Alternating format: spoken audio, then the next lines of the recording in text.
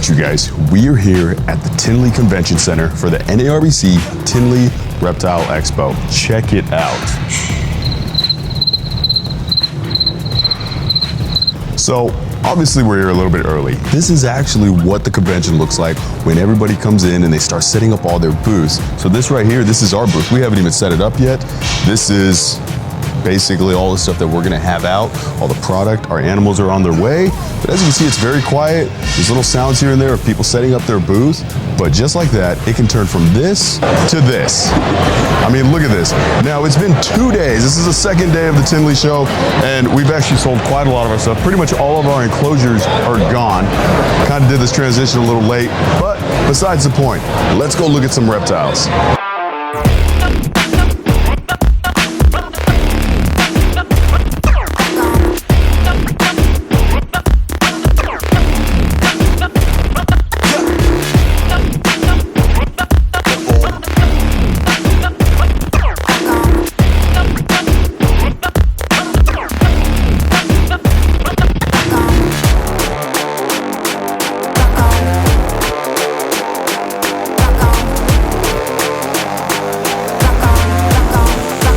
Now, this might not look like much, and for some of you it might not be, but for those of you who like inverts or just random oddities that you can find at reptile shows, this is one of those. This is a death feigning beetle, and depending on where you live in the US, you can probably find these close to you. If you live in Arizona, for instance, you can definitely find these guys. Some parts of California, you can definitely find these guys.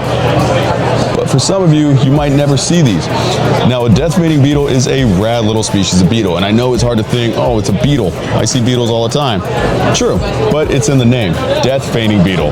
And the reason that is because the moment you even touch this guy, right, just like that, they immediately play dead. See that? Look at that, leg stuck up, stops moving completely, dead little beetle, right? But he's not dead. He is very much alive. Now, where death feeding beetles come from, it tends to get pretty hot. They're found in the deserts. They're desert insects. And so to keep themselves safe and alive and basically to help them survive in the wild, you see, I don't know if you guys can see it, but they have this little powdery coating. They actually have a shell that is made of wax. It's a waxy substance that helps protect their body from external heat from the sun. Without this waxy coating of their shell, these guys would actually quite literally cook under the desert sun.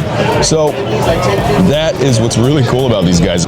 You don't really think about what goes into, you know, an animal to survive in their environments. And I mean, for something this small, you wouldn't even think about it that much, but there's a lot that goes into these guys. A death feigning beetle, to some, might not be that cool, but to others can truly be appreciated. Like me, I appreciate these guys like crazy. All right, you guys, so we are here at Brace Exotics, and what this is a beautifully handcrafted PVC enclosure. Now, this is a 6-foot enclosure, which is truly a massive enclosure. Now, when it comes to large enclosures like this, there's a very common problem with most of them, which is they start to bow over time. So I talked to Byron here at Brace Exotics, and he told me that that is not the case with these, and that he has worked on these for so long that he has figured it out and truly made this a very durable enclosure. So what I'm gonna do is I am gonna remove my ex-boyfriend, girlfriend, get him out of here, and we're gonna see just exactly how strong and durable this enclosure is. Now, I am 205 pounds, so I'm gonna see just exactly. Oh, it's echoey in here too. All right, so I'm gonna get in.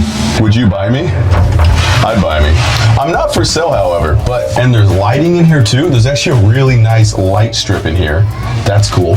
A lot of ventilation. I'm not suffocating at all. There's ventilation back here, ventilation right here, ventilation over there. There's a lot of ventilation in here. And as you can see, there is no bowing. This is a very sturdy enclosure. That's pretty cool. So, as you can see, this is a very Sturdy enclosure, very well built. That is truly a beautifully crafted enclosure. Wow. Oh God, did I look beautiful coming out of that? I bet I did. Ugh. So as you guys can see, this is a great enclosure and very sturdy. Now, Brace Exotics is based out of Lebanon, Missouri. However, they do have a website, which is www.braceexotics.com, where you can inquire about their enclosures. You can also purchase them for, let's say if you have a pet store, you can purchase them for wholesale for your pet store, or if you're just a customer and you just want a new enclosure, a good enclosure for your reptile, Brace Exotics has you covered. They can ship up to 36 inches. If you wanted the 6-foot enclosure, you would probably have to go to one of those pet stores that sells them, or you would have to go and pick it up. But as you can see, Brace Exotics makes beautifully handcrafted PVC enclosures. All right, you guys, this right here is a Burmese star tortoise. Now, there are 3 different species of star tortoises. There's the Burmese star tortoise, the Sri Lankan star tortoise, and the Indian star tortoise. And look at these guys. What is not to love about them? But with this beautiful pattern on their shell comes a very unfortunate reality, which is these guys are critically endangered in their native habitat. Now, captive breeding efforts have really helped them, especially in the hobby and in the wild. So these guys right here are captive bred Burmese star tortoises, and they are absolutely adorable. Now, another cool thing about these guys is they're a mid-range sized tortoise, usually topping out at about 12 to 14 inches. They don't get too big, and they have a pretty decent lifespan as well. Look at this guy. He's got some energy to him. Such an awesome tortoise. Just look at that shell. Stunning. Now, these guys are here at RMW Exotics, and they have a few of these guys. And again, beautiful, beautiful species of tortoise. Wow.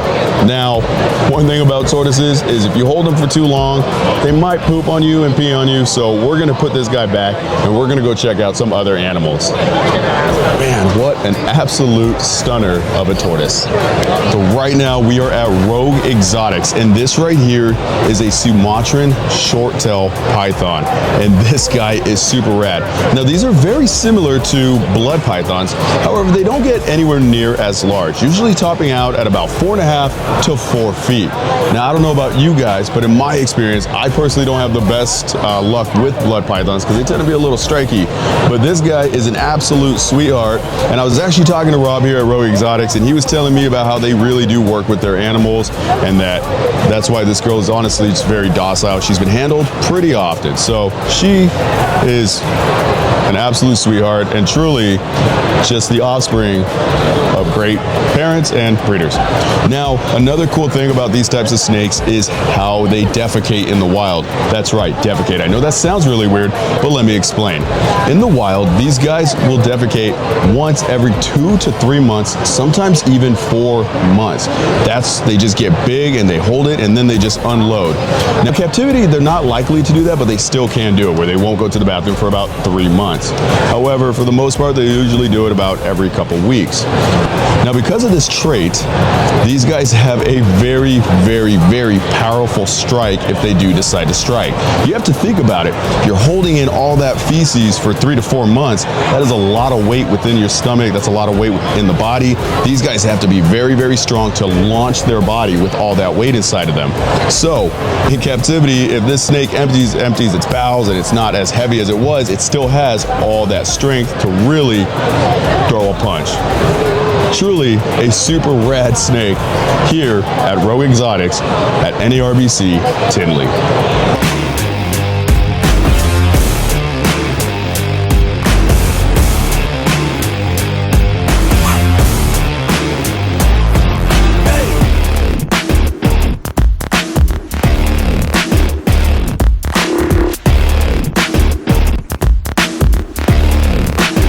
Alright, you guys, so we're here at isopod.com's booth. Now, I don't know if you guys don't know what an isopod is. The common name that you probably hear that everybody's familiar with is a roly-poly, right? Now, a roly-poly, what a lot of people think of is just a single type of little roly-poly. We all remember them as kids. But what a lot of people don't understand is there are so many different species of roly-poly. And when I mean so many, I mean a lot. And they all look different. We're all used to the little black roly-poly. Some of them have little white specks on them.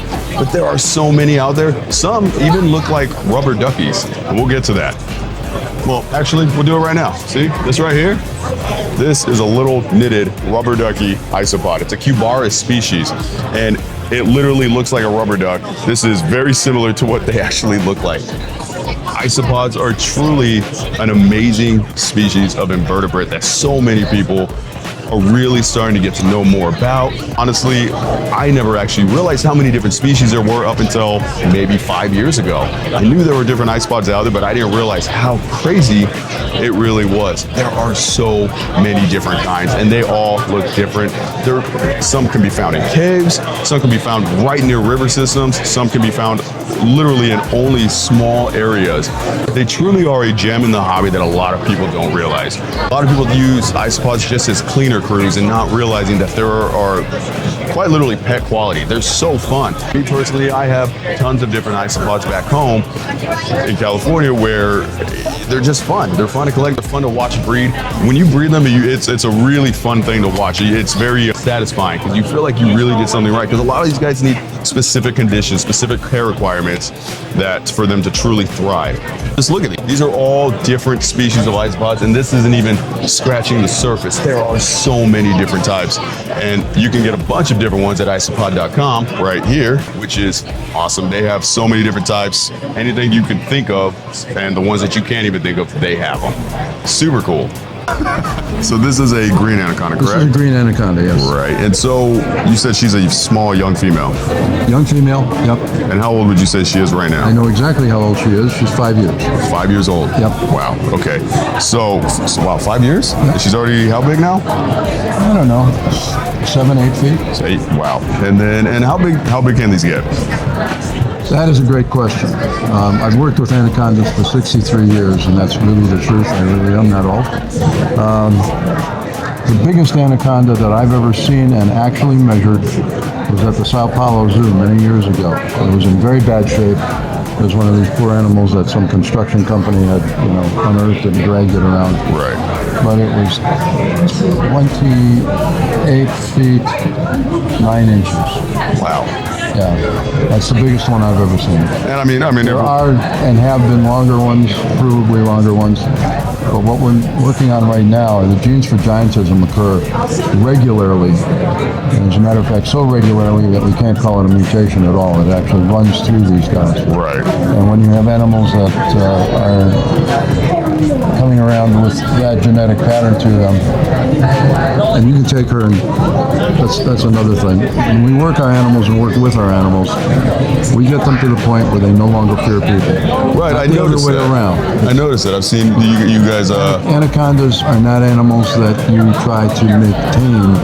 They are animals that you convince that you're not going to hurt them. Right, the trust. And the trust is built. When you get them to that point, it's a completely different behavioral pattern. Absolutely. You learn an awful lot about the ethology when you spend 24/7 with the animals. Right. That's awesome. Well, thank you so much. Real quick question. I have one more question for you. I've heard about the constriction on these guys. How many? I believe it's how many pounds per square inch of pressure can they? You're not going to ever find that out. Never going to find that out. The reason is, especially with anacondas, they're different than any of the other big snakes. Right. They are the most powerful of all the constrictors. Oh, I can feel all the muscle. They're also lazy. Right. They won't use any more than they absolutely have to. Wow. So when he grabs a prey animal, let's say a capybara or something, and wraps it quickly, two things happen. Number one, first of all, they aim for the area where the big veins are, the big arteries are. Right. If they can get that, they can make the animal bleed out in seconds, even before they get completely wrapped around. Right. Once the animal's wrapped around, they go rigid. As soft as the anaconda's muscles are when they're relaxed, they're about like a steel cable when they go rigid. Wow. Okay, so he gets the thing wrapped with 3 or 4 coils. All he does is wait, or she does, is wait. The animal has to take a breath. Right. As soon as the animal exhales, they just tighten. It takes very little power to do that. You could do it with somebody's scarf if you knew how. Right. So you're never going to get them to use full power. It just doesn't happen. And the other thing that's very interesting is that they retain muscle tonus no matter what. Really? We've never figured out how. Wow. Yeah. All the way till just no matter how old they get. Imagine Imagine what you would look like if you didn't get any exercise for 6 months. I'd look like this still. I'm genetically, okay. You would look like... Well, honestly, Terry, thank you so much. And the Dragonwood Conservation, if I'm correct, is a nonprofit? Nonprofit, and we need donations, please. Okay, and if any of these people wanted to donate, where could they do that at? We have a website that is dragonwoodconservancy.org. Very simple. We have a number of spots and patches that you can donate there, and then we also have our Facebook page, and that's Dragonwood Conservancy. Awesome. That also has portals there, and we ask for people to get in touch with us if they have questions. Right. And do everything we can to try to do appropriate and palatable education. Right. They're two important words. They don't use that anymore. And so much of it is just sensationalism. Right, These absolutely. things are more than sensational in their own right once you understand it. Right. Definitely. And also, just so you guys know, you can also donate when you come to the Tinley Park NARBC shows. These guys are right here. They have a beautiful booth, and they have plenty of different animals, reptiles, crocs, not just anacondas, that you can actually interact with and hold for a small donation, which is Absolutely amazing. Stuff that you would never normally get to see. The first time I've actually ever held a croc or anything like that was actually here last year. So, truly is an amazing. Well said. Thank you. Thank you. Awesome, Terry. Thank you so much for your time. Thank you. We appreciate it. All right, you guys. So this is a helmeted basilisk. Now, the helmeted basilisk is a super rad lizard, and as you can see, it's not hard to see why they get the name helmeted. We just, boom, look at that, nice little helmet. Now, as you can see, this guy's very, very calm, very chill, and that is because that is the way that these guys live in the wild. They actually don't really do much. They conserve a bunch of energy by just hanging from the bark of trees vertically, and that's pretty much it. In fact, they don't do anything so much that it's not uncommon to actually see these guys with a little bit of green on them, whether it's algae or even very rarely, but sometimes they can actually have moss growing on them in the wild. Super rad.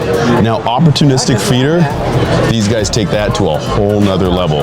As any reptile is, they're all opportunistic feeders, but these guys will literally sit and wait for weeks before they actually get a meal. It is crazy. They don't hunt their food. They wait for food to walk in front of them. Truly an amazing species. If I stay like this just long enough, this guy might think he's back on a tree and he is probably just gonna fall asleep again. Man, this guy is stunning. This is a very healthy animal right here that you can find at Tree Frog Center. Wow.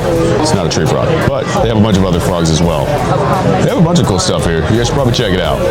All right, you guys, so we're here at the Triple L booth. We have quite a few animals that we brought that are at least a little different in my opinion. Some of the more cooler, eye-catching ones. For instance, check this out. This is a Persian wonder gecko. Look at this guy. So I can get him to stop moving. Really, look at this guy. Look at those eyes. These guys are crazy. But these guys, the reason I don't even have him out right now is he is not a happy camper. I mean, this guy, if these guys want to bolt, they're going to bolt. These guys got some speed on them. But man, look at this guy. So rad. Now, Persian wonder geckos have one of those very odd survival tactics, or defense mechanisms, which is if you grab this guy and you grab him too hard, they will unsheath their scales. And what that does is it will expose muscle, right? And that makes them all slimy, very hard for them to grip. Truly just a very shocking thing if you were a predator and you were to grab one of these guys and they just dropped all their skin. Truly is a shock value for a predator. But again, this is one of those animals that just has one of those crazy defenses that you would never, ever think of. Such a rad little gecko. Now, green tree pythons are beautiful snakes, but they don't exactly have the friendliest personality. If you are ever thinking about getting a green tree python, keep in mind that these are more visual snakes than anything, and it's not a pet that is meant to be handled regularly. He really doesn't like Angel. Truly beautiful snakes. Now, the lifestyle for these guys is very interesting as well. It's in the name. It's a green tree python. So these guys live an arboreal lifestyle. She does not like you. Now, green tree pythons are an arboreal species of snake that truly just don't like to be messed with, and these guys are going to stay coiled up on a branch and sit and wait for a prey item to come by. Truly a beautiful snake with a feisty little attitude.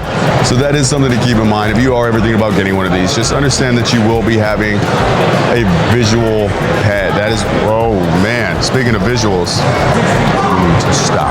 Well guys, I'm gonna put this girl back before she bites me in my money maker, because that is the last thing I need right now. But nonetheless, green tree pythons are beautiful, as you can see.